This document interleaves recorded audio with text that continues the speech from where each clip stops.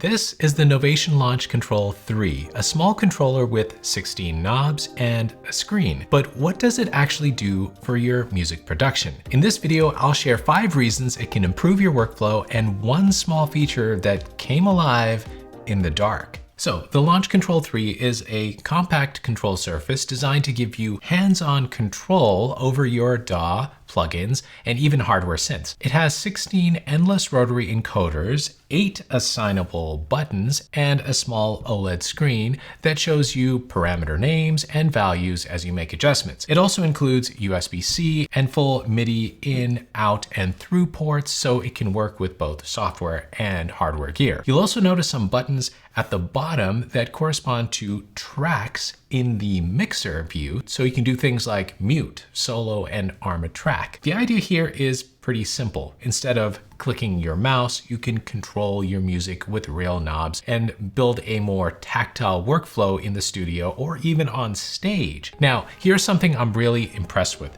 The build quality. This thing feels premium. It feels more expensive than it really is. They did a really good job with the build for sure. All right, let's get to the top 5 reasons. And hey, if you're looking to buy the Novation Launch Control, I'll add links under the video. Guitar Center is a great place to find all the gear you need, from MIDI controllers to studio monitors and everything in between. For the best prices, check guitarcenter.com or visit your local Guitar Center store. All right, reason number 1 is hands-on control for your plugins. Most of us are using a lot of plugins these days, synths, EQs, compressors, delays, and normally we're controlling everything with a mouse or a trackpad. It works, but it's not exactly inspiring. With the Launch Control 3, you get 16 endless encoders, so you can map these knobs to the most important parameters in your plugins. And for fully integrated DAWs, these are already pre-mapped. So you can control things like filter cutoff, resonance, reverb, mix, delay feedback, EQ bands.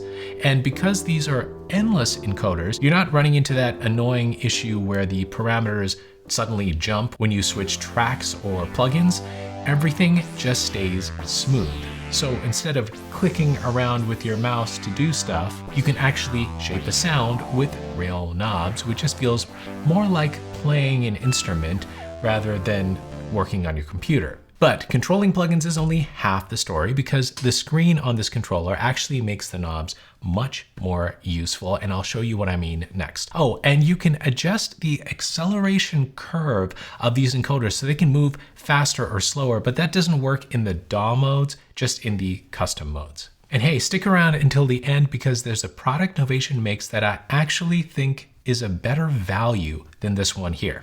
All right, reason number 2 is the screen, because it actually makes these encoders much more useful. And at this price point and with other similar controllers, you just don't get screens. So with a lot of MIDI controllers, you turn a knob and you have no idea what parameter you're adjusting or what the current value is. The Launch Control solves this with a small OLED screen that shows you the parameter name, there's frequency, gain, filters, and the value as you move the encoder. So that's showing in hertz, that's showing in decibels. So you're getting instant feedback on what you're controlling. That might sound like a small thing, but it makes a big difference when you're working with a lot of plugins and parameters, because you're not guessing anymore. You can actually see what's happening as you tweak your sound. And once you start using a controller this way, it becomes useful not just for plugins, but also for mixing, which is the next reason. So real quick, will this work for your DAW? So it's designed to work with most major DAWs right out of the box. According to Novation, it has deep integration with Ableton Live, which I'm using today, Logic Pro, FL Studio, and Cubase. And it also supports the Mackie HUI protocol, which allows it to work with other DAWs like Pro Tools, Reaper, and Studio One. Now with the full DAW integration, like with Ableton Live,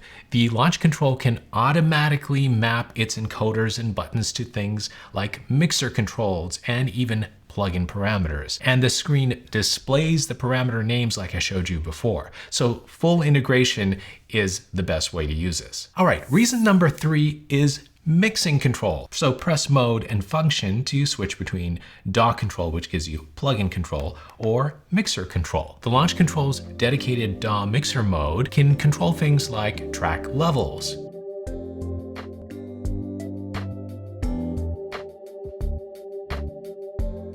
panning and sends across multiple tracks. In Ableton Live, for example, one row of encoders controls mixer levels, while the other controls pan or send levels for the selected bank of tracks. And the OLED screen shows the parameter values as you adjust them. This makes it much easier to make quick mix adjustments with your hands instead of constantly looking at the screen and reaching for your mouse, especially when balancing multiple tracks at once. Okay, reason number 4 is actually a special one, the LED feedback under each encoder. And this is a small detail they really didn't need to include, but it actually makes the controller much more useful. And honestly, this only became apparent to me when I left this in the dark in my studio. These encoders have small RGB LEDs underneath that light up in different colors. So at a quick glance, you can tell what you're reaching for, even in a darker studio or on stage.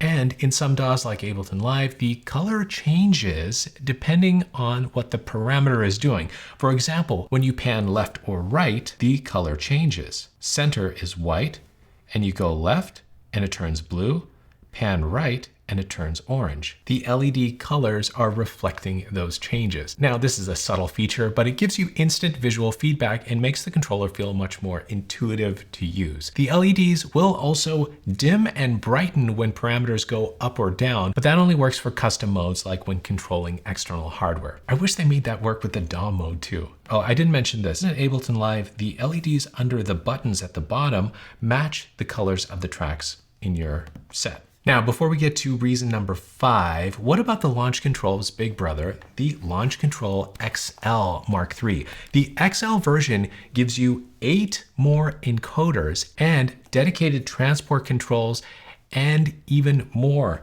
8 faders as well. So this extra row of encoders can help you do things like navigating your DAW's timeline and some other functions. These faders might actually be a game changer for you because you can control multiple tracks with just one hand. Now, when you break it down by price, the XL works out to roughly $4 per control, and the Launch Control, the smaller version, comes to about $5 per control. So honestly, the XL might actually be a better value for the money if you have the desk space for it. You can see that it's quite a bit bigger. I think the main advantage of the Launch Control 3 is the smaller footprint because the XL is about twice the size. But hey, if you got space.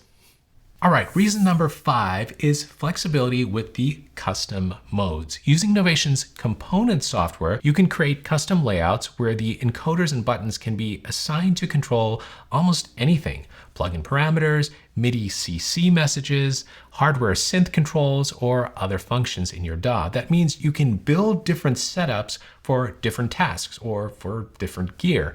It essentially lets you tailor the controller to fit your own workflow instead of forcing you into one fixed layout. All right, now there are some things missing on the Launch Control 3. And before I get to that, if you're thinking about putting your music out there, you can do it yourself with DistroKid, the sponsor of today's video. DistroKid lets you upload your music to Spotify, Apple Music, YouTube Music, pretty much everywhere. And best of all, they make it really easy. Just upload your track and add some artwork, and they do the rest. DistroKid also collects earnings for you when your listeners play or purchase your music. And they help you market your music with tools built right in. A hyperfollow page lets you share your latest music with your friends on Facebook or anywhere you can share a link. And they can easily follow you to get notified of your upcoming releases. I've actually created 2 dedicated videos on DistroKid to give you all the details about how it works and how you get paid. You can watch those videos right here. And if you're ready to sign up, I'll include a link in the description that'll give you 7% off your first year of membership. Okay, so what's missing?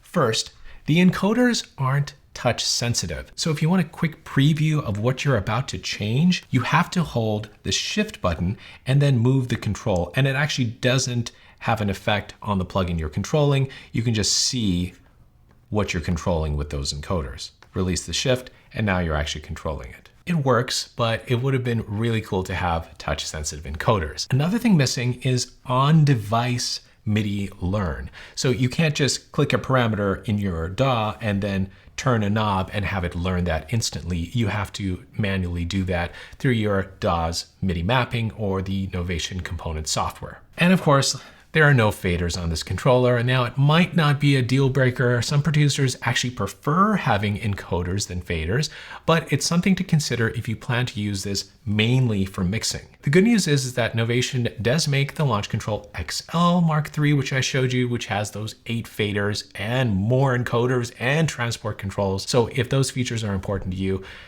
that model might be a better fit. Now, what can you buy instead of this? Akai makes the MIDI mix, which gives you faders and lots of controls at a lower price, but it doesn't use endless encoders, and it's fairly limited in terms of feedback. There's no screen, and also integration. It's mostly designed around Ableton Live. You can also look at something like the Korg Nano Control Studio, which includes faders, knobs, and transport controls and stuff, but again, no screen, and it's a much more budget build, and actually some users have reported control and compatibility issues with that. So honestly, at this price point, there really isn't a better device that gives you what the Launch Control does. The build quality of this thing is really nice. I would pick this above other control surfaces just for how good it feels. Everything feels premium. All right, final thoughts. I think this is a very capable MIDI control surface, and it gives you those hands-on controls of your plugins and mixers and even some hardware gear, and it doesn't take much space on your studio desk. The endless encoders, the OLED screen, and with all the LED feedback you get, I think it does a lot compared to other controllers in this price range. But if you're looking for something with faders and even more controls, again, the XL version is a better value. Now, if you don't mind paying more, you don't want to miss out on the Roto Control by Melbourne Instruments. If you want to see what that can do, watch the video right here. Make the music you love, and I'll see you later.